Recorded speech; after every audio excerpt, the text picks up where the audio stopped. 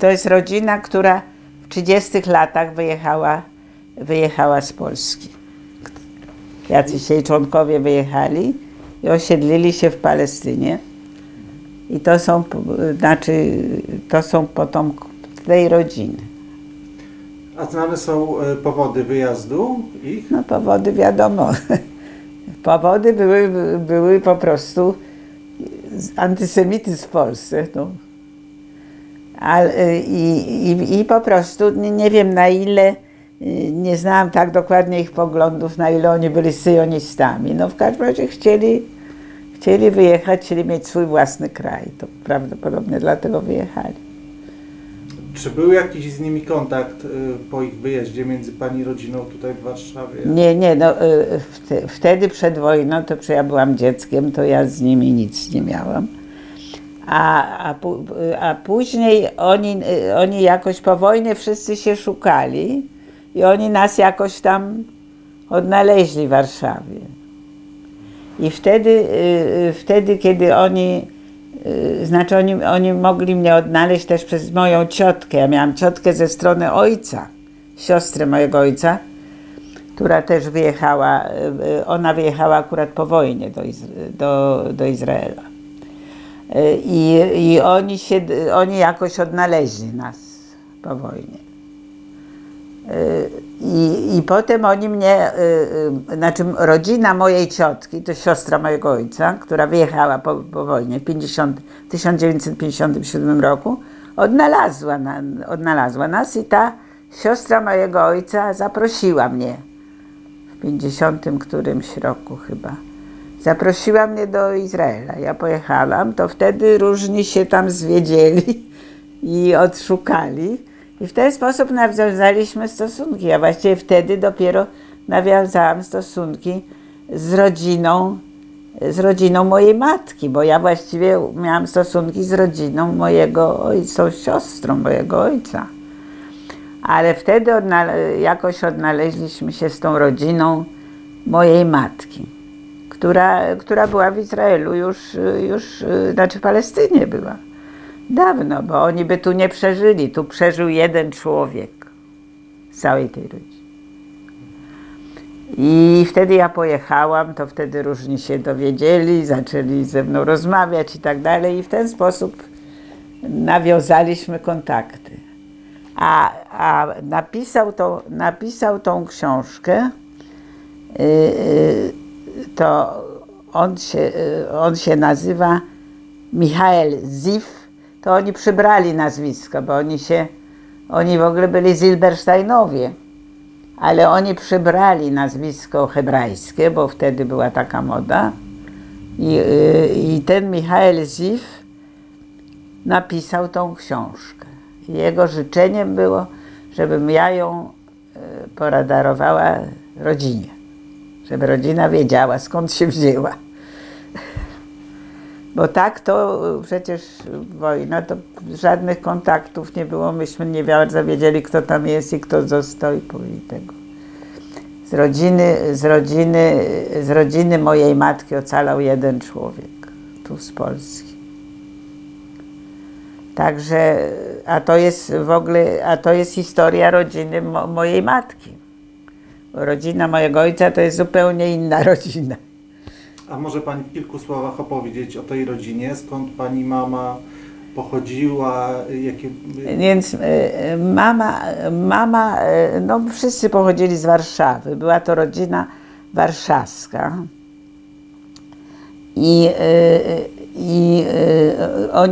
Moja mama się z domu nazywała, to jedno co wiem bardzo dobrze, muzykant. Ona się tak nazywała z domu, bo to jest nazwisko z matki, z ojca. Ojciec się nazywa mój Hochberg przed wojną, ona się nazywała muzykant. I to jest gałąź tej rodziny, ta, którą ja, że tak powiem, mam kontakty, to są ci dawni muzykantowie, którzy tam mają już teraz też różne nazwiska, oni zmieniali na hebrajskie, takie owak.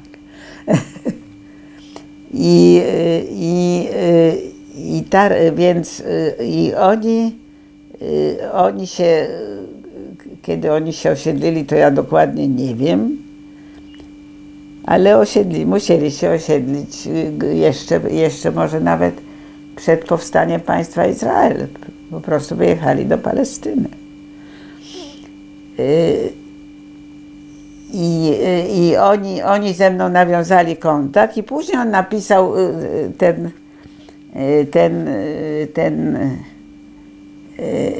ten Zif, to jest przybrali nazwisko Zif. Już się nie nazywali ani Zilberstein, bo ich rodowe nazwisko to było Zilberstein. Ani Zif, tylko on się nazywał Zif. To znowu pewnie jakieś przybrane nazwisko. I z tą rodziną ja utrzymuję kontakty i ten mój kuzyn Michael Zif napisał tą książkę o rodzinie. I kiedy on ją napisał? W jakich latach?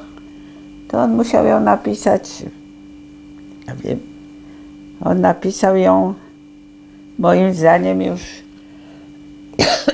jak ja tam byłam, ale ja tego tak dobrze nie pamiętam, to znaczy ja pojechałam do Izraela pierwszy raz w latach 60.,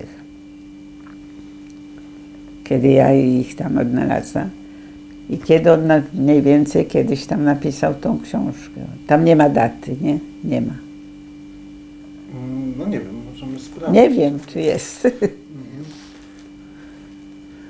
A to tłumaczenie? Tłumaczenie to ja zamówiłam, żebym ja rozumiała, co on napisał, bo przecież dali mi książkę, z której ja w ogóle nie wiedziałam, nic słowa nie rozumiałam, więc poprosiłam, zamówiłam tu tłumaczenie za pomocą Żichu i w ten sposób dostałam tą, wiem po prostu, co tam napisane. Ja przecież słowa nie znam. A czy ta historia pani rodziny od strony mamy była pani znana, czy to były całkowicie dla pani Nie, nowe ze strony mamy jakiś pojedynczy członkowie była słabo znana, bo ja przecież byłam dzieckiem, więc ci, co przeżyli, to większość wyjechała do Palestyny. A kto został? Zaraz tu nic nie ma. Więc jest tu coś? Nie, to jest dom założenia. Oni wyjechali według mnie w 30 latach.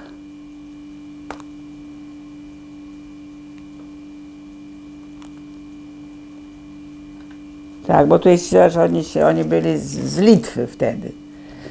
Wtedy byli z Litwy. Oni wyjechali i ja dopiero z nimi nawiązałam stosunki po 57 roku, kiedy ja w 60 którymś pojechałam do Izraela na zaproszenie rodziny ojca. I wtedy oni się tam gdzieś odnaleźli i ja nawiązałam jakieś stosunki. Rodzina ojca też to jest emigracja przed Nie, rodzina mojej ciotki, ona wyemigrowała w 1957 roku. Oni byli tu cały czas w Polsce. To była rodzina niereligijna, tamta była rodzina bardzo religijna. Więc zupełnie powody nawet były inne. A tutaj po wojnie, no to siostra mojego ojca, która przeżyła tutaj wojnę i straciła dziecko i tak dalej, to oni wyjechali oni wyjechali chyba w 50 którymś roku. Ja z nimi nawiązałam kontakt w 60 którymś. Ciotka mnie zaprosiła po prostu. Także, że tamtej rodziny ja przedtem nie znałam, wiedziałam, że jest jakaś rodzina. Kontaktów specjalnie nie była. To była rodzina mojej matki była rodzina bardzo religijna. I tutaj mój niewierzący kompletnie ojciec spolonizowany, to pytali, za kogo ona wyszła za mąż. Więc to dla nich było w ogóle jakiś Ale horror. oni nie wiedzieli do tego momentu pani nawiązania kontaktu ponownego, za kogo wyszła... Nie, oni wiedzieli, oczywiście, że wiedzieli. Wiedzieli, ale to no, była rodzina, ale specjalnie jakichś takich kontaktów większych nie było, bo to rodzina mojej matki była bardzo religijna. No i mówię, oni wszyscy zginęli. Został jeden człowiek, który uciekł z Treblinki. Także nie było rodziny. A tam ciotka wyjechała w 50, nie, ciotka chyba w 50 którymś roku wyjechała z Polski, bo ona się bała. Ona straciła córeczkę w getcie. Pierwszego męża straciła w pierwszych latach okupacji, kiedy była, czy w Wawrze, czy gdzieś było jakieś, to Polaków, to nie Żydów, było jakieś, zabili jakąś masę ludzi w zemście za jakąś podziemną akcję, już nie pamiętam. Tak, w 40 latach, prawda? I została tylko ta siostra ojca, która przeżyła wojnę. Zresztą częściowo dzięki mojemu ojcu, bo on jej pomagał się ukrywać i tak dalej. Ona nie mogła wychodzić na ulicę, ani jej mąż, bo wyglądali, że od razu by ich zabrali. Oni się musieli ukrywać i całe były to całe. No w każdym razie i potem w 50 latach, jak była możliwość wyjazdu, to oni wyjechali, bo ona straciła dziecko podczas okupacji, zabili wtedy babcię, ona zostawiła córeczkę w getcie pod opieką matki. Jak wróciła, nie było ani matki, ani dziecka, wszystkich zabrali, bo to już były te akcje, zaczęły się te akcje, wywózki. I ona wyszła drugi raz za mąż, miała 2 córeczki i już nie chciała ich tracić i już nie chciała tu być. Po prostu ze strachu, że ona nie będzie miała dzieci, no, po prostu. I oni wtedy wyemigrowali. Kiedy się dało wyemigrować w 50 latach, oni wyemigrowali. I myśmy oczywiście utrzymywali z tą rodziną kontakty, tak. A z tą żydowską, no to nie mówię, byli religijni, w ogóle byli przerażeni, za kogo moja matka wyszła za mąż. Podobno lubili mojego ojca, ale w ogóle mówili, że on był wyjątkiem. No. A czy u pani w domu po wojnie w ogóle mówiło się o emigracji? No pani ciotka wyjechała? Nie. U nas w domu akurat nasza rodzina absolutnie nie chciała wyemigrować. Szczególnie moje pokolenie na pewno, myśmy się czuli Polakami. I absolutnie nie było mowy, żebym ja wyemigrowała do obcego kraju, w którym w ogóle nic nie wiem o nim. Nie, to nie było mowy. I ja pamiętam, to mogę panu powiedzieć jako anegdotę, ale to jest prawda. W 60. ja w ogóle nie pamiętałam już chwilami, kim ja jestem. Ja się czułam Polką, zawsze się czułam Polką. Dopiero dzięki tej rodzinie to ja odzyskałam jakąś część swoich korzeni. I nigdy nie było mowy o tym, żeby ktoś z nas emigrował. Ale jak się zrobiła ta antysemicka heca w Polsce, tak, się zaczęły, no bardzo się nieprzyjemnie zrobiło. To ja pamiętam, że ja przyszłam do domu wściekła, poczytałam te gazety, w których straszne rzeczy pisali. Nie mogliśmy sobie wyobrazić, że kiedyś w naszych gazetach będą pisali takie rzeczy. Bo tak po wojnie zaraz nie było. I ja powiedziałam, ja dziś pamiętam, powiedziałam moim rodzicom: pamiętajcie, że ja stąd nigdzie nie wyjadę, ja im zażydzę ten kraj. Ja się nie nadawałam do zaszydzenia, ale byłam wściekła. Nie bardzo się nadawałam. Także ja nie miałam nigdy zamiaru wyjechać, ani moja siostra. Po prostu myśmy się czuli Polakami i trudno to już odwrócić. To w ogóle nie. Bo w 1968 roku pani pracowała już, tak? Pracowałam, tak. Pracowałam. Miałam bardzo przyzwoitego dyrektora,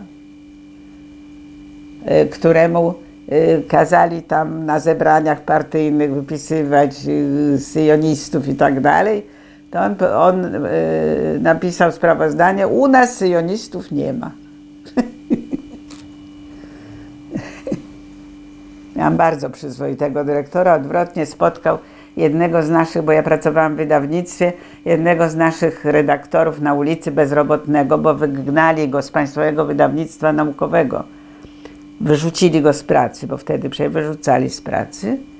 On go spotkał na ulicy bezrobotnego i postarał się tutaj, powiedział, postarał się mu o jakąś pracę, oczywiście na gorszym stanowisku i tak dalej, ale postarał się o jakąś pracę i także wyjątkowo przyzwoicie się zachowywał. Właśnie przyjął człowieka, którego wyrzucono na ulicę, został bezrobotny. Przyjął go do pracy, oczywiście na niższą pensję i tak dalej, no ale jednak przyjął. On chodził i był na utrzymaniu żony. Bo go z miejsca wyrzucili. Także akurat miałam bardzo przyzwoitego dyrektora i nawet wiem, że niektóre koleżanki Żydówki to mi nie wierzyły, jak opowiadałam. Mówię, to niemożliwe. Mówię, możliwe, bo ja tam byłam i widziałam, że byli przyzwoici ludzie też. Nie wszyscy byli przyzwoici, ale niektórzy oczywiście byli. Mieli okazję awansu i tak dalej. A czy dla pani to było zaskoczeniem, to co się wydarzyło w 1968 roku? No naturalnie, bo ja się czułam Polką. W ogóle dla mnie to było coś horrendalnego. Że nagle mi zaczynają wymawiać, kim ja jestem i tak dalej. No ja pamiętam dobrze okupację, to ja powracać do okupacji, to jakoś mi się to nie mieściło w głowie, no. Wytykają palcami Żydów, no to... A wtedy było bardzo nieprzyjemnie, naprawdę. Wyrzucali ludzi z pracy tylko za to. Ale ja nie miałam zamiaru wyjechać, bo ja mam tylko jedną ojczyznę, drugiej nie mam. No nie dorobię jej sobie. Absolutnie nie było mowy, żebym ja nagle została, ja wiem, obywatelką Izraela. No. Obcy kraj. Ja byłam w Izraelu, bo ciotka mnie zaprosiła. I powiem prawdę, że ja się nie za dobrze wtedy tam czułam. Dlaczego ja się nie za dobrze czułam? Bo zaprosiła mnie ciotka, siostra ojca, która tam po wojnie wyjechała, właśnie, która straciła tu dziecko i tak dalej, wyjechała po wojnie. I miała tam pełno koleżanek jeszcze ze szkoły, sprzed wojny. Część z nich była syjonistkami i tak dalej, którzy się dawno osiedlili. I one były bardzo, nawet niektóre, antypolsko nastawione. No, miały różne przeżycia. I mnie to raziło. Ja się źle czułam w tym towarzystwie. Miały złe nastawienie do Polaków, no bo miały różne przeżycia. I pamiętam, że ja płynęłam do Izraela polskim statkiem handlowym, bo to było chyba najtaniej wtedy, albo samolotem to drogo, a ja wtedy mało zarabiałam. To ja płynęłam i pamiętam, taki marynarz mi towarzyszył w portach, jak stawaliśmy, to dawali mi do obstawy marynarza, który się mną zajmował w tych portach, tam chodził ze mną po mieście i tak dalej. I on się mi tak przyjrzał i mówi tak, ty się chyba tu źle czujesz. Ja się naprawdę tam źle czuję. Bo wszyscy byli tak źle nastawieni do Polaków. A ja się czułam Polką. A wtedy pani ciocia nie namawiała, czy rodzina na panią, żeby zostać? Nie, nie, różni ludzie mnie namawiali, czy moja ciotka dobrze wiedziała, że ja nie wyjadę, więc specjalnie mnie nie namawiała. Różni ludzie mnie namawiali. Nawet na statek przyszedł jakiś, czy z agencji żydowskiej, jakiś przedstawiciel oficjalny. To jeszcze ja, inżynier rolnik, to cenny nabytek, to jeszcze mnie pytali, czy ja bym i tego, a ja nie miałam żadnego zamiaru. Ja panu powiem, z prostego powodu nawet. Ja kończyłam studia w Rosji. Po prostu była taka możliwość, była rekrutacja. I dla mnie to była szansa usamodzielnienia się od rodziców, prawda? Ja dlatego wyjechałam na te studia. No, chciałam zobaczyć zagranicę, nie widziałam jej nigdy. I wyjechałam. I ja już wiedziałam, jak człowiek czuje się obco w innym otoczeniu, bo to przecież trzeba się było przystosować, przestawić.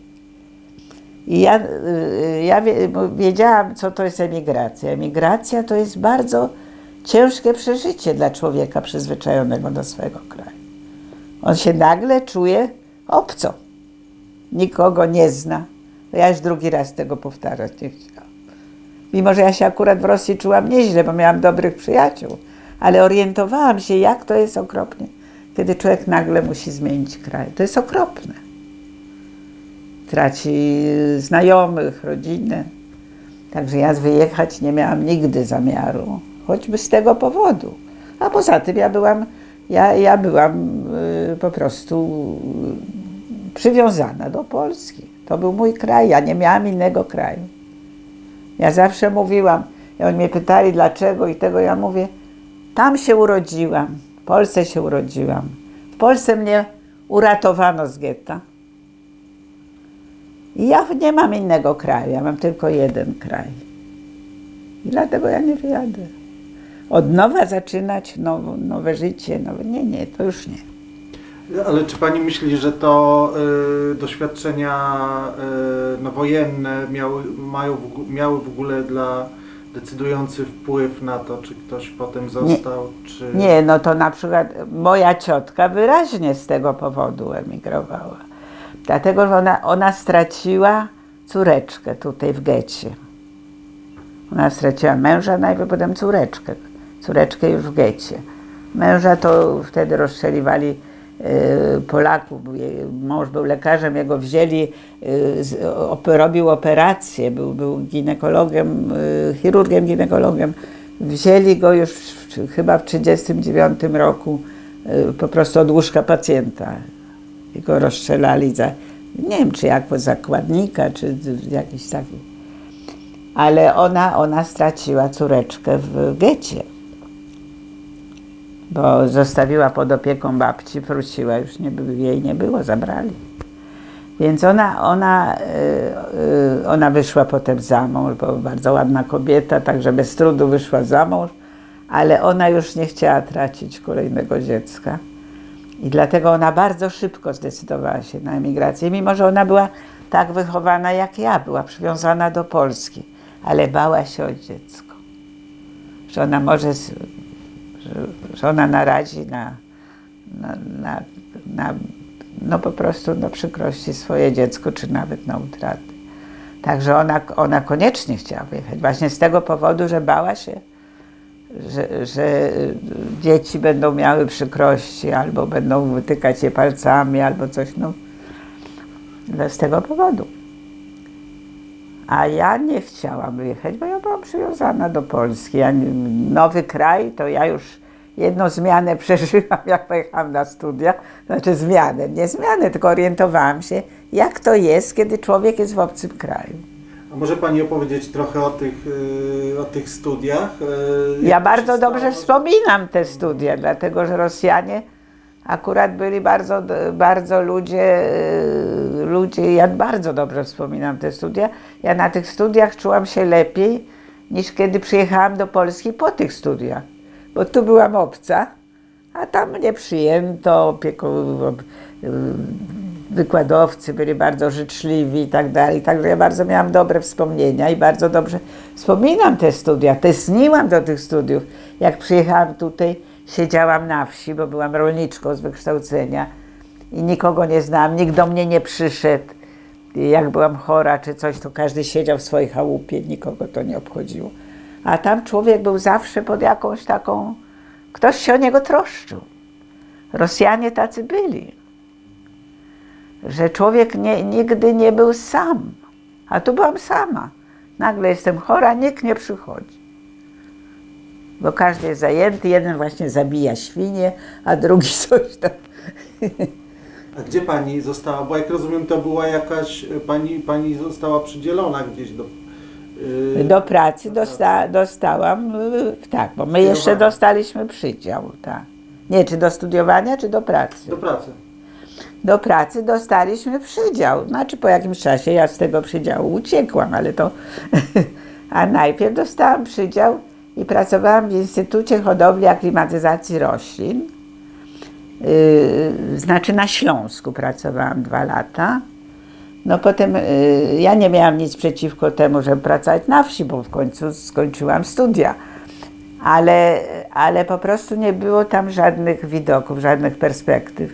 Nikt się mną nie interesował. Właściwie całe życie bym robiła to samo, te obserwacje takie mechaniczne, kiedy rozkwita, kiedy wiednie. Czy pani po wojnie miała kontakt ze środowiskami żydowskimi tutaj w Warszawie, z TSKŻ-em? Znaczy, nie, takiego, ojciec może miewał jakieś kontakty. Po prostu znał tych wszystkich ludzi. Nie, ja ze środowiskami żydowskimi po wojnie w zasadzie jako żydowskimi, znaczy siłą rzeczy pełno moich znajomych było Żydami. To nie miałam z prostego powodu, między innymi, ja byłam z rodziny niewierzącej, niereligijnej. I ja chodziłam normalnie do szkoły, no ale jak zaczęli pomstować tam na komunistów, na tamto, to ja z tej szkoły uciekłam. I poszłam do szkoły Towarzystwa Przyjaciół Dzieci, TPD, szkoły niereligijnej. Czyli siłą rzeczy zupełnie nie miałam z tym do czynienia, z tym, że w tej szkole było dosyć sporo Żydów, bo oni szukali schronienia przed szkołą katolicką. Więc siłą rzeczy, ale byli to Żydzi niewierzący, tak jak ja. To było to Towarzystwo Przyjaciół Dzieci, tak. A gdzie ta szkoła była? Szkoła była na Żoliborzu, jeszcze ja chodziłam nawet chyba w pierwotnym, bo ona była założona przed wojną przez środowiska takie, no takie lewicowe, nie komunistyczne, lewicowe, przez socjalistyczne, to z PPS-u bardziej. I to była pierwsza szkoła bez religii w Polsce, założona w 30 latach przypuszczalnie. Na Żoliborzu, na ulicy Felińskiego. I ja w tej szkole, jak się pochodziłam do tej szkoły katolickiej, gdzie mi bez przerwy kazano się modlić i tak dalej, ja początkowo, znaczy wiedziałam, że nie należy się wyróżniać, bo można mieć z tego tytułu przykrości, ponieważ ja już przed wojną miałam przykrości, że wytykano mnie, że jestem Żydówką. Bo przed wojną wytykano. Ale w szkole, mówi pani? W szkole, tak. Przed wojną poszłam do polskiej szkoły, to od razu słyszałam Żydowa, bo to też nie wszędzie, to nie jest, ponieważ szkoła była przy ulicy wówczas 3 Maja, dzisiaj już, nie, może ten kawałek się nazywa 3 Maja, koło muzeum była szkoła, nowiuteńka szkoła i przypuszczalnie były to, ja tak się domyślam, ponieważ były to nowe budynki, nowe mieszkania, nowa dzielnica w pewnym sensie, się zabudowywały dopiero Aleja 3 Maja. Że były to środowiska takie, no powiedzmy sanacyjne, z tej rządowej. One były bardzo antysemickie, nieprzyjemne. I w związku z tym ja słyszałam przezwiska i tak dalej. Podstawiano mi nogi na korytarzu, żebym się przewróciła i takie różne. Ale powiadam, było inaczej, nie było tak jednolicie, że wszyscy tacy byli. Bo było różnie, więc przyjemnie nie było. Na początku nie było przyjemnie, Ale potem pamiętam, ja na przerwach stałam pod ścianą, bo mi podstawiano nogi, żebym się przewróciła. I w jakimś momencie, tam nie wiem jak to długo trwało, przyszedł do mnie młody człowiek, który był pewnie o 3 lata ode mnie starszy, był o 3 lata w starszej klasie, przypuszczam. Ja byłam o rok, poszłam wcześniej, w wieku 6 lat do szkoły. I zapytał się mnie, ukłonił się i zapytał się mnie, dlaczego ja się nie bawię na korytarzu. No mówię, nie mogę się bawić, bo mi podstawiają nogi.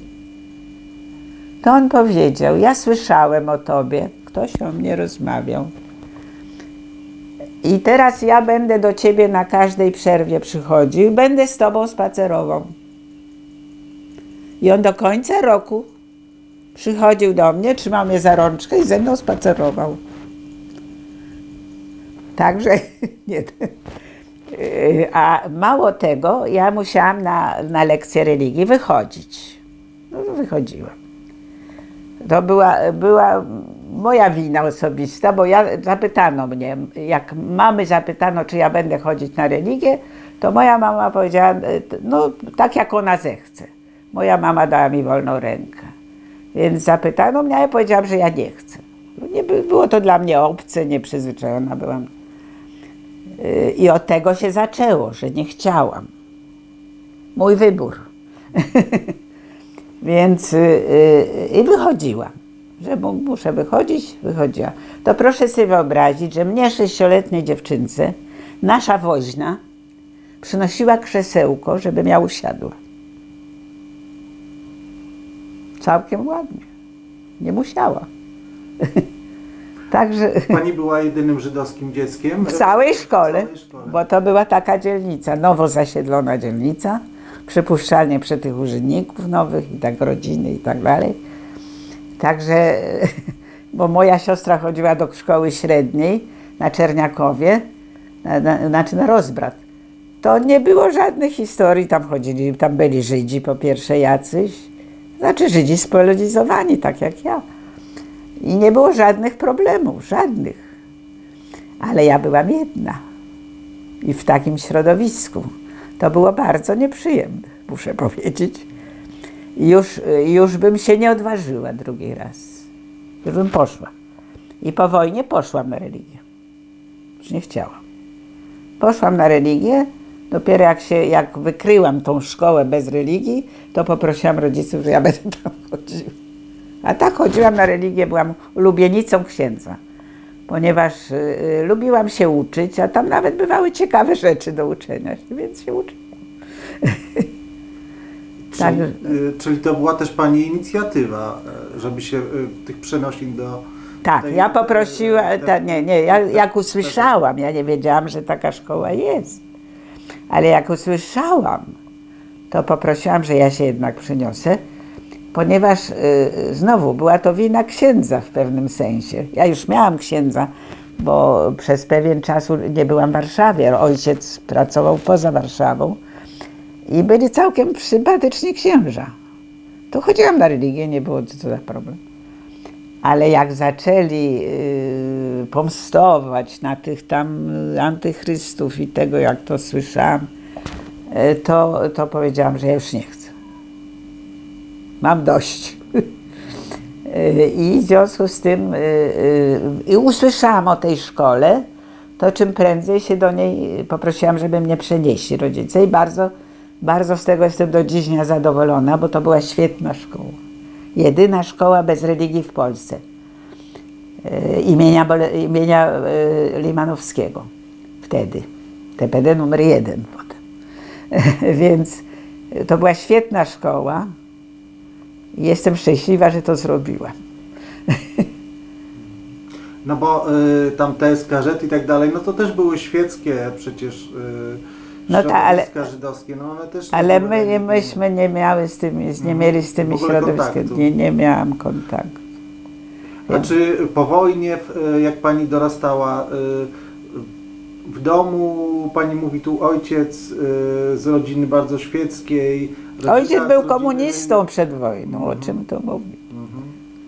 Zupełnie się. Nie, mało tego, mój ojciec był z rodziny, która była już świecka w jego pokoleniu, to znaczy w jakim sensie? Oni tam jeszcze urządzili tam seder, święto, tak? Urządzili, żeby się rodzina spotkała, ale bez żadnych religijnych ceremonii, bez niczego.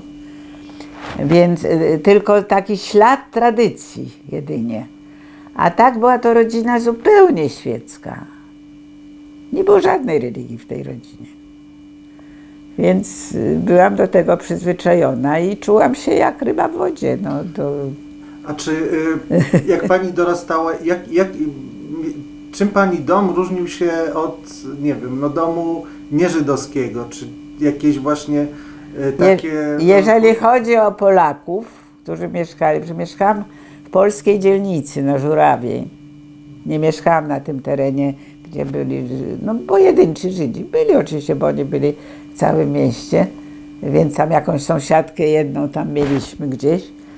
Ale to wszyscy żyliśmy razem, w ogóle nie był to żaden problem. Znaczy, bo ja się pytam, czy po wojnie pani wspomina o tej kolacji sederowej jako takiej tak naprawdę tradycji no nie, kolacja sederowa to była jeszcze przed wojną, że tak, no babcia tak. Tam raz w roku zaprosiła rodzinę. Tak.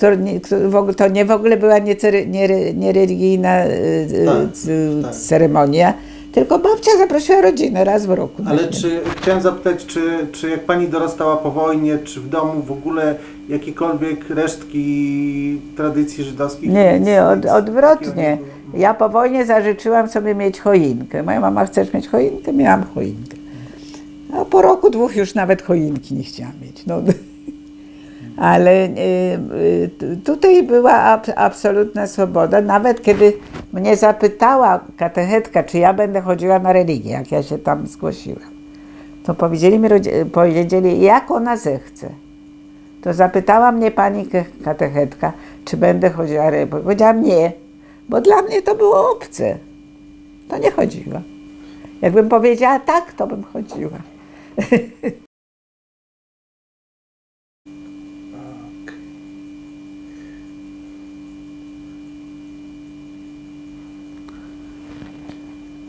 Proszę, Także nie chodziłam na religię z własnej inicjatywy.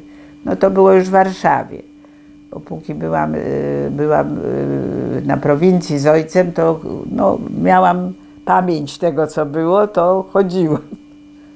Ale to krótko było. Jak tylko wynalazłam tą szkołę, ja nie wiedziałam o jej istnieniu, to poprosiłam, że ja chcę być w tej szkole i przenieśli mnie.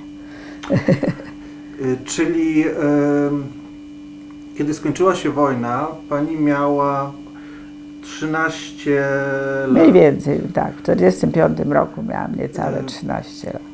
Czy może mi powiedzieć, jakim pani była dzieckiem wtedy, no jak skończyła się wojna? Jakim jest się dzieckiem po takich przeżyciach? Byłam bardzo doświadczonym dzieckiem, chciałam powiedzieć. Ponieważ byłam w getcie. Przecież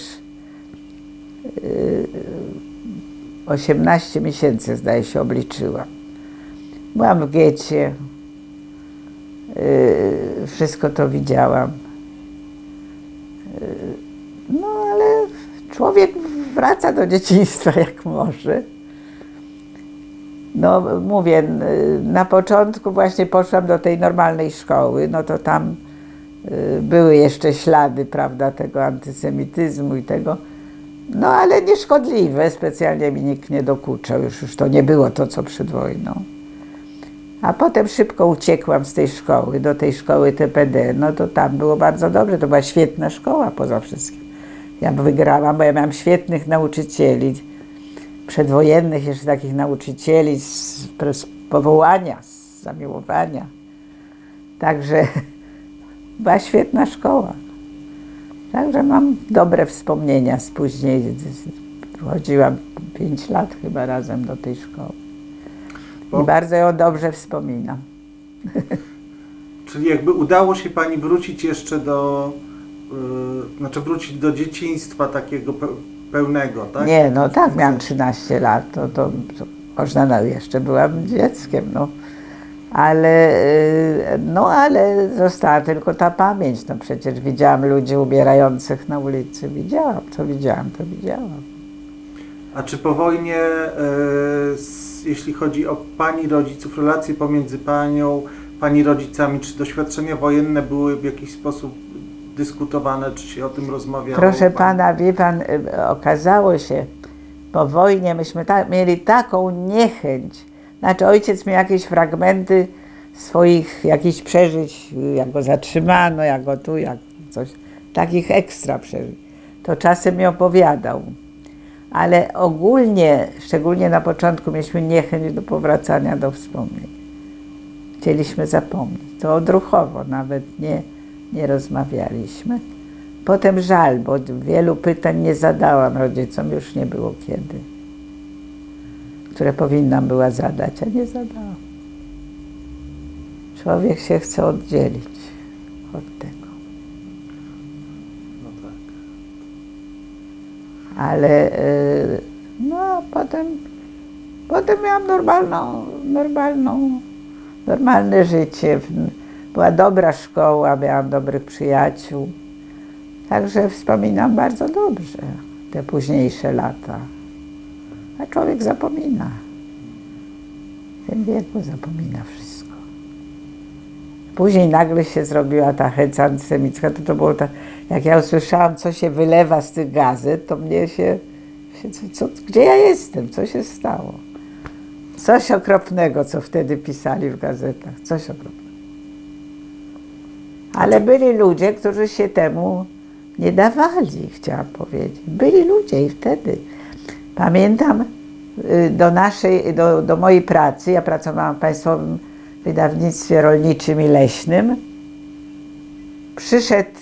przyszedł człowiek, oczywiście starszy ode mnie, znacznie starszy ode mnie, który Żyd, z daleka można było zobaczyć, że to Żyd, nawet, bo miał bardzo, którego wyrzucono z tego Państwowego Wydawnictwa Rolniczego i Leśnego z dnia na dzień. Był jednym z najlepszych redaktorów. Właśnie niedawno przedtem się przeniósł na wyższą pensję. To za chwilę go wywalili z trzaskiem i chodził bezrobotny po ulicy. Spotkał go nasz kolega z tej mojej pracy, że chodzi, taki dobry redaktor, chodzi bezrobotny. Powiedział dyrektorowi, mieliśmy bardzo przyzwoitego dyrektora, syna Fornala, który się sam wykształcił, ale bardzo przyzwoity człowiek, powiedział mu, że słuchaj, chodzi dobry redaktor po ulicy, bezrobotny, na utrzymaniu żony. I on go przyjął do pracy, co było ryzykowne. Mógł mieć kłopoty. Przyjął go do pracy i ja byłam świadkiem, jak się zwiedzieli różni ludzie, którzy go pamiętali, że on tam poprzednio pracował, bo on się przeniósł na lepszą pensję. Znaczy jego ściągnęli, zaprosili go, żeby przyszedł. To on przyszedł i potem miał z tego powodu kłopoty. Ci się zwiedzieli, że on jest, to trzeba było wiedzieć, bo ja siedziałam z nim w jednym pokoju i była procesja, codziennie przychodzili. Najpierw koledzy z naszego wydawnictwa, to duża instytucja, 2-3 piętra. A potem przychodzili jego autorzy, których książki odredagował, z innych instytucji i była cały czas procesja, żeby go przywitać. Naprawdę. Mi nie wierzyły koleżanki. Koleżanki Żydówki mi nie wierzyły. Mówiły, że ja zmyślam. Ja mówię, ja nie zmyślam, ja tam byłam. Że to niemożliwe. Mówię, możliwe. A czy wtedy dużo wyjechało pani przyjaciół? No, moich bezpośrednich przyjaciół to nie tak dużo, bo ja chodziłam do tej szkoły TPD. To byli ludzie bardzo spolonizowani, którzy raczej się nie palili do wyjazdów. Także moich przyjaciół to może z kursu przygotowawczego wyjechało tam parę osób. Ja chodziłam na kurs przygotowawczy na studia. To tam były jakieś Żydówki i one parę osób jechało, nie dużo. Nie. A pana rodzice jak reagowali, i pani rodzice jak reagowali na te wszystkie zajścia? Rodzice zagryzali zęby, nic nie mówili, co mogli robić. Ciągle ktoś mówi, ty jeszcze nie wyjechałeś? Nie. A w tamtym czasie... A ja powiedziałam moim rodzicom, żebyście, krótko powiedziałam, żebyście wiedzieli, że ja stąd nie wyjadę. Ja im zarzydzę tą Polskę. Tak powiedziałam. Nie nadawałam się do zarzydzenia zupełnie, ale byłam wściekła. Nie miałam ochoty. I nie wyjechałam. I widzi pan, przeżyłam i wszystko było bardzo dobrze. Gorsze rzeczy przeżywaliśmy. I przeżyliśmy, to i takie przeżyjemy. Bo... Nie, miałam przyjaciół pełno i nie było problemu. Bo pani rodzice wtedy gdzie pracowali? No, mój ojciec wtedy, bo mój ojciec po wojnie był członkiem Gwardii Ludowej, potem Armii Ludowej i potem go zmobilizowali do milicji. Potem go zmobilizowali przez krótki czas. No, w milicji to on był właśnie, kiedy u nas była wojna domowa, to jako mięso armatnie, bo czasem strzelali. A potem on, ponieważ on był fachowcem, on chciał pracować w fachu, jego nie interesowała kariera milicyjno-policyjna, on był elektrykiem, chciał pracować w fachu. A w jakimś momencie była wtedy taka polityka, czy taka tendencja, że szukali fachowców i można było, mój ojciec oczywiście studiów nie skończył przed wojną, bo przecież był z biednej rodziny, studiów nie było, ale była możliwość zdobycia tytułu inżyniera praktyka, jak się stało egzamin. Ja pamiętam, ja nawet sama ojca uczyłam algebry, żeby on zdał ten egzamin. I on zdał ten egzamin na inżyniera praktyka i później już nie potrzeba było tyle tej milicji, tak? Ta wojna domowa się kończyła, to potem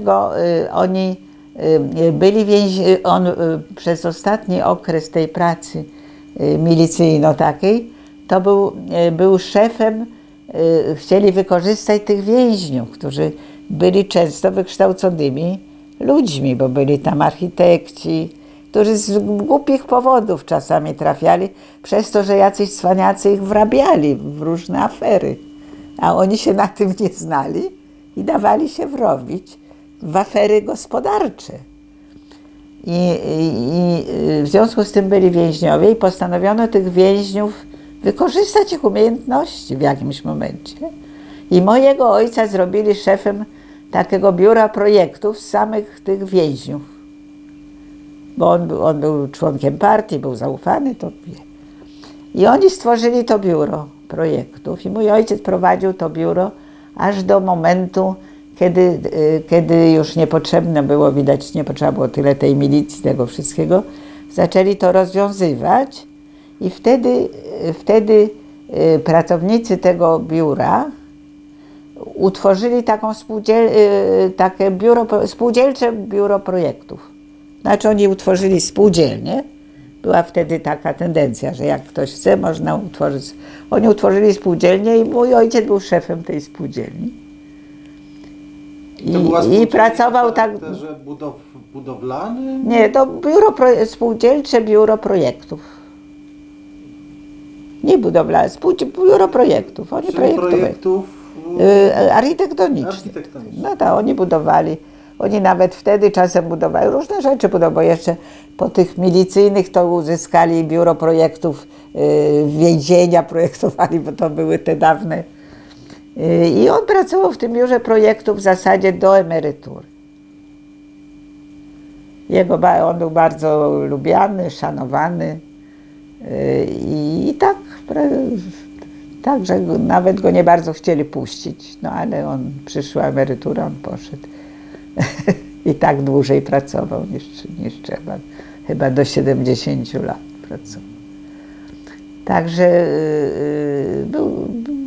były bardzo tam dobre stosunki, przyjemne. Także miał przyjaciół. Wszystko było bardzo, bardzo się dobrze skończyło. No, bardzo szybko go puścili od tej pracy operacyjnej. Bo jak się zaczęły te stalinowskie porządki, przecież nie od razu tak było, to oni przypuszczalnie stwierdzili, że on się nie nadaje. On pamiętał, jak było przed wojną, on nie podobało mu się, jak ludzi wsadzali do więzienia bez wyroków. Wie pan, on był przyzwyczajony do tej przedwojennej praworządności, jakby nie było. Więc go to raziło. I potem jak otworzyli te opinie tajne, bo były tajne opinie, i w 1956 roku je otworzyli. I mojemu ojcu pokazali opinię o tym radzieckiego doradcy. To napisane było kruły durak, politycznie niegramotny. Bo on był przedwojenny, on zupełnie...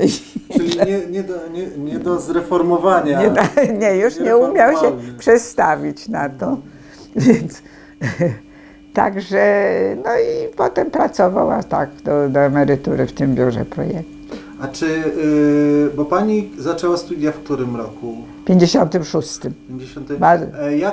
Jeśli chodzi bo wyobrażam sobie, że jednak na studiach było jakieś ideologiczne, polityczne, że tak powiem, kształcenie. Było, był kurs przygotowawczy, na którym nas tam obrabiali.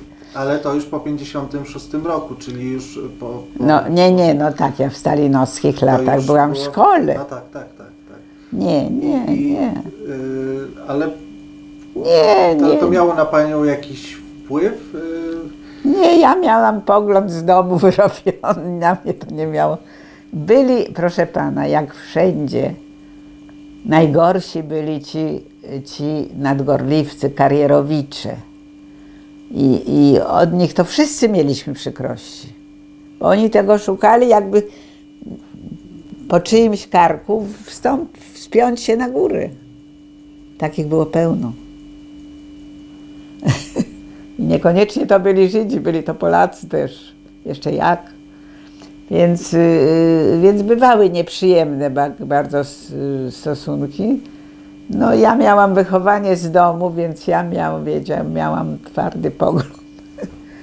To znaczy to było wychowanie bazujące na, powiedzmy, jak rozumiem, przedwojennych poglądach komunistycznych. Komunistycznych. Po prostu. Tak.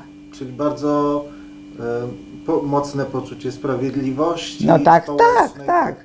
No w każdym razie nie stalinowskie. Z domu nie miałam poczucia stalinowskiego zupełnie.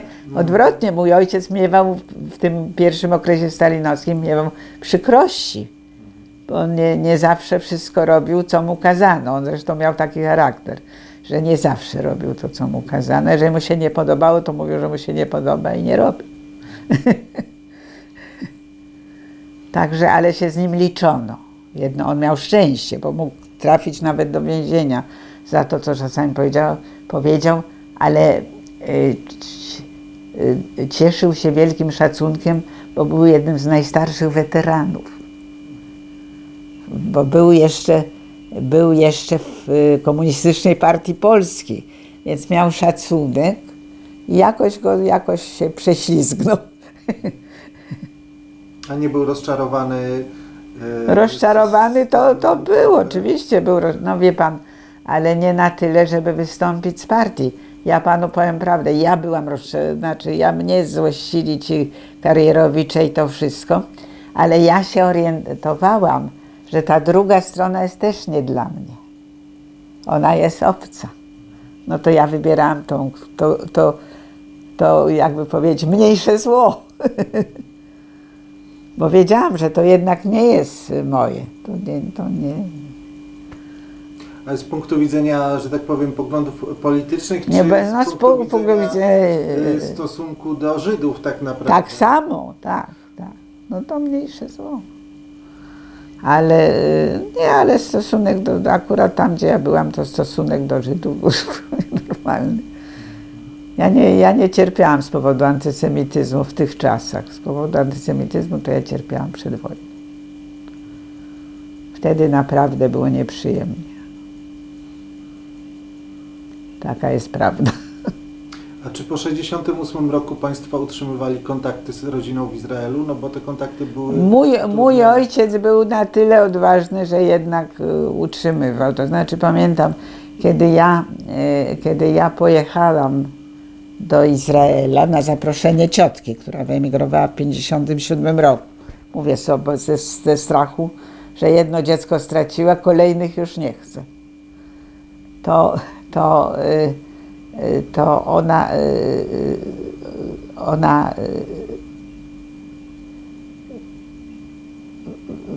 ona wyjechała z tego powodu i no, ona była kiedyś w młodości syjonistką, ale co ona dalej myślała, to ja nie wiem. W każdym razie pan mi zadał pytanie, które mi uciekło. Czy po 1968 roku, jakie były kontakty utrzymywane? Nie, więc ja powiedziałam, że i potem mnie, jak ja przyjechałam do Izraela na zaproszenie ciotki, rozmawiałam z tymi ludźmi, to oni mnie pytali, czy ja się nie boję korespondować, żeby mi nie zaszkodzić. Ja powiedziałam, że ja się nie boję i korespondowałam, nic mi nie zrobili. Bo ja chciałem przy okazji też dopytać, bo to też dla nas by było cenne, czy Pani posiada jakąś korespondencję właśnie ze swoją rodziną, czy jakieś dokumenty, ja nie wiem, zdjęcia archiwalne, sprzedwojenne, powojenne, rodzinne? Czy co ojciec, a co ja mam sprzed wojny, to ja bardzo nie wiem. Znaczy to bynajmniej nie teraz. Nie, ale ja się w ogóle zastanawiam, czy to wszystko, co ja mam, czy to nie jest w papierach mojej starszej siostry. Bo ja się przecież wyprowadziłam z domu i ze sobą wzięłam to, co dotyczy mnie. Tak mi się wydaje. Ja już nie zaglądam tam. Ja chciałem jeszcze zapytać o Stowarzyszenie Dzieci Holokaustu, bo Tak. Pani tam pełni...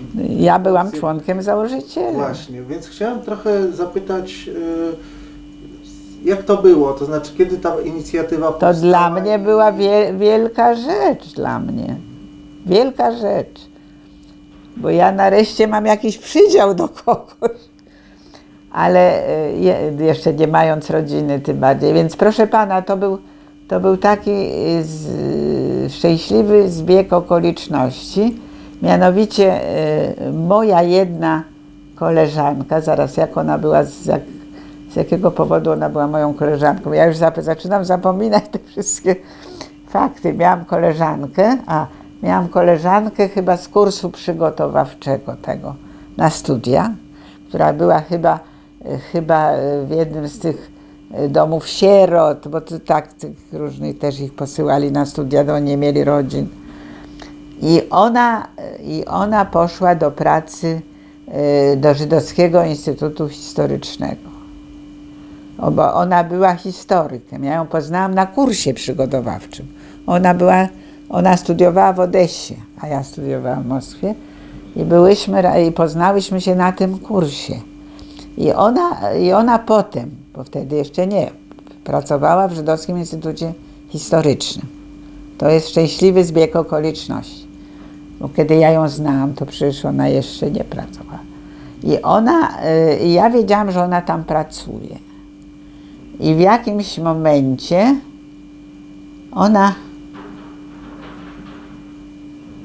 jakimś momencie okazało się, że Żydowski Instytut Historyczny organizuje jakąś grupę. Ja nie pamiętam, wie Pan, ja zaczynam zapominać, lata lecą. Jakąś grupę i zapytali mnie na wyjazd do Izraela. znaczy na wycieczkę taką,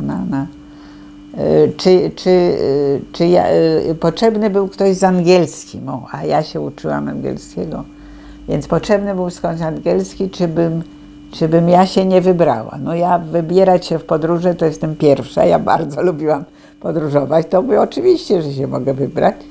I mnie wtedy wzięto do tej grupy. Przypuszczalnie ta koleżanka moja z kursu przygotowawczego padła na pomysł, że jak ja znam angielski, to ja mogę tam być przydatna.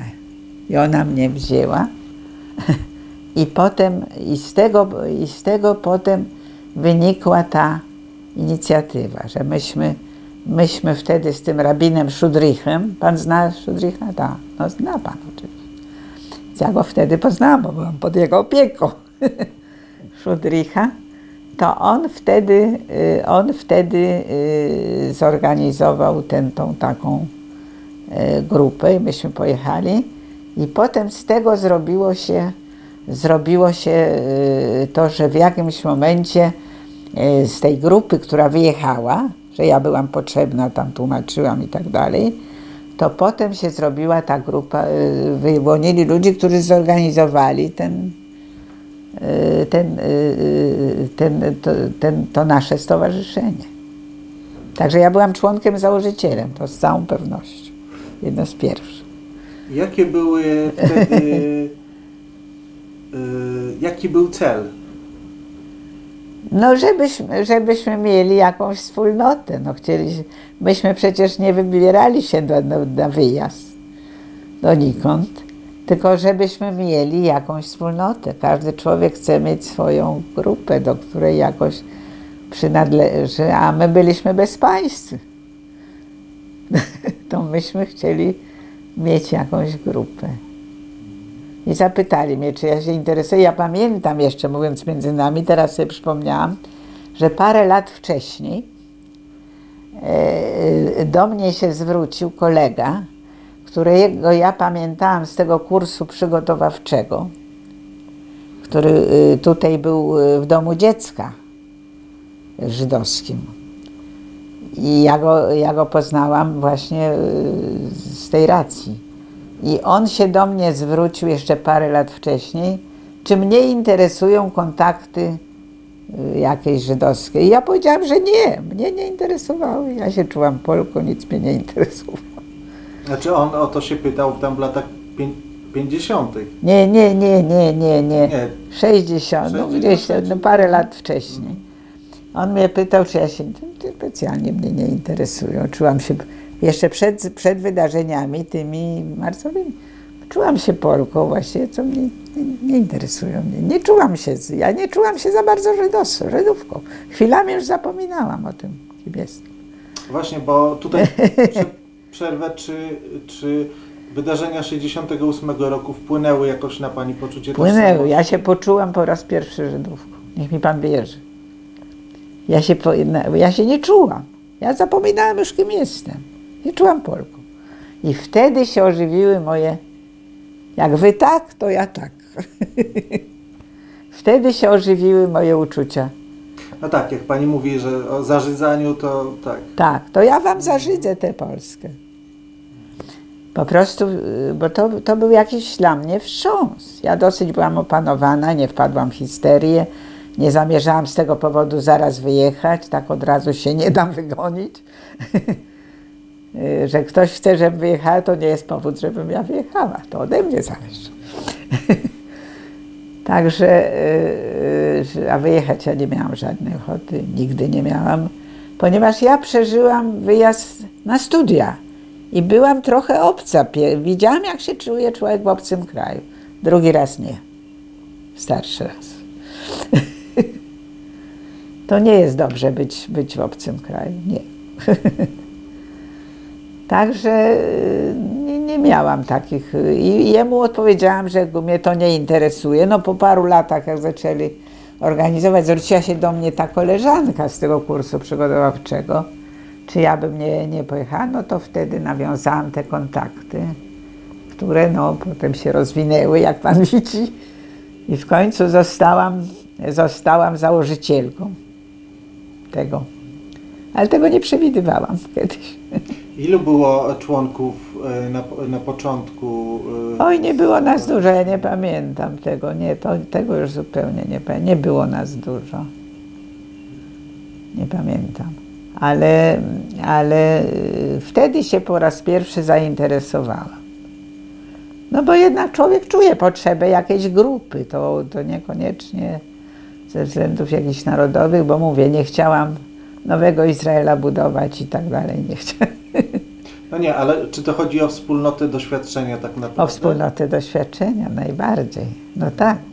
Ewentualnie później pomoc wzajemną. No bo pełno ludzi nie ma rodzin, nie mamy rodzin, tak, w większości.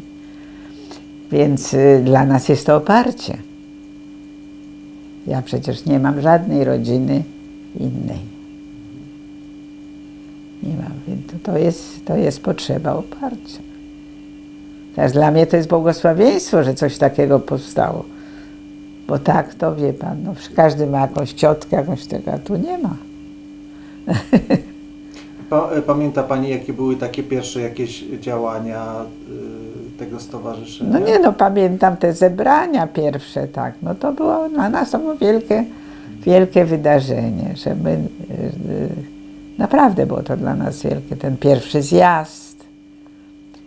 To było wielkie wydarzenie, że my no nareszcie mamy jakąś grupę własną. Jest to człowiekowi potrzebne. Ale powiadam, nie, ale żebym ja się nagle przerobiła na Żydówkę, to się nie da. Nie można cofnąć życia. A jak się pani teraz czuje? Ja czuję się i tym, i tym. Ja od dawna się tak czułam. Bo odkąd w ogóle poczułam się Żydówką, bo ja mówię, ja zapominałam. Podczas tych studiów w Rosji, to ja się czułam Polką, ja zapominałam zupełnie. Ale jak się już poczułam, to czułam się i tym, i tym. I niech mi ludzie nie mówią, że nie można mieć podwójnej tożsamości, bo ja ją mam. Mam podwójną, nie wyrzeknę się ani tego, ani tego. Można mieć potrójną i poczwórną. To nie ma. Rasistką nie jestem w każdym razie. Nie dam się przerobić na rasistę. Nie, bo ludzie mają. I mam dobre stosunki. Teraz się odzywają na przykład, ponieważ jak ja udzielam tych wywiadów i tego, to czasem ktoś o mnie słyszy z moich kolegów z pracy, którzy, jak się okazało, wszyscy się domyślali, ale ja nawet nie wiedziałam, czy oni wiedzą, czy nie. Ja się tym nie zajmowałam specjalnie. To teraz się odzywają do mnie, bo na przykład teraz moja koleżanka chce oddać, ma książkę, którą podarowała przyjaciółka jej matki, jej matce. Matka już nie żyje i ona chciała tą książkę podarować muzeum waszym. A co to jest za książka? No to jakoś widocznie związana z Żydem, nie wiem. Ale ona chciała, ja to panu przy okazji mówię, jak pan, to ja ją znajdę, tą koleżankę. Tak, to ja poproszę. Bo ona by, że mówimy, że została taka książka po mamie, mama nie żyje, no ja nie chciałabym tego wyrzucać, mówię, nie wiem co to za książka, nawet nie pamiętam. Nawet muszę się dobrze wysilić, żeby przypomnieć, która to koleżanka, bo była nie jedna. Więc one się słyszą, że ja coś z tym mam do czynienia, to pytają, czy ja nie wiem, gdzie można to oddać. Więc ja mogę próbować się dowiedzieć, ale w tej chwili nawet nie mam pusto w głowie, nie wiem nawet co mam. Bo po prostu mają kontakt, normalnie nie mają. To moje koleżanki z 50 lat, z pierwszej pracy, czy 50 60 lat, nagle się odzywają, że mają jakąś książkę po mamie. Nawet nie pamiętam, jak ona się nazywa, ale może się przypomnę. Więc to odzywają się, tak. Przyznają się, że wiedzą, bo dawniej to wiedziały, ale nie przyznawały się. No to miłe. Tak, nie. Też może... Było pełno ludzi, okazuje się, potem byli tacy, co pomagali, byli różni, o czym nie wiemy, bo się o tym nie mówiło, nie było popularne mówienie o tym. I pamiętam, jak było zabawne dla mnie, jak jeden, ja nie wiedziałam, że o mnie wiedzą nawet, nie? Ja nie czułam specjalnie, nie oglądałam się za siebie, czy co ktoś myśli. I nagle jeden mój kolega z dawnej pracy powiedział o innym koledze, żeby pani wiedziała, jak on straszne rzeczy wygaduje o Żydach. Ja mówię, on o Żydach? Nigdy w życiu nie słyszałam od niego złego słowa o Żydach. A bo on wie, kim pani jest. Był odwrotnie, był uprzedzająco grzeczny wobec mnie. Także to zabawne wszystko razem jest czasami. Ale trzeba z tym walczyć, bo to może doprowadzić do bardzo złych skutków, jak się z tym nie walczy. Dlatego ja się udzielam. No właśnie, bo ja chciałem zapytać o pani udziela wielu wywiadów, pani... Bo chodzi o to, żeby się to nie powtórzyło. Ja chciałem zapytać o te spotkania, tak jak u nas w muzeum, organizowane przez Zosię. Ja bardzo często tam zaprasza mnie pani Mioduszewska. Czym dla pani są te spotkania? Bardzo są ciekawe dla mnie spotkania. Ta młodzież się autentycznie tym interesuje. Może bardziej niż starsi. Oni się bardzo tym interesują, bo to dla nich jest obce. Ja bardzo lubię te spotkania, bo są ciekawe. Zadają takie sensowne pytania. Bardzo mi się podobają. Ja chętnie się udzielam. Także to, bo chodzi o to, żeby się to nie powtórzyło. To jest główne. A powtarzają się z powodu też niewiedzy. Bo krążą wśród ludzi różne przesądy, z powodu niewiedzy. I opowiadają różne rzeczy, co Żydzi, co tego i tego. A połowa jest nieprawda.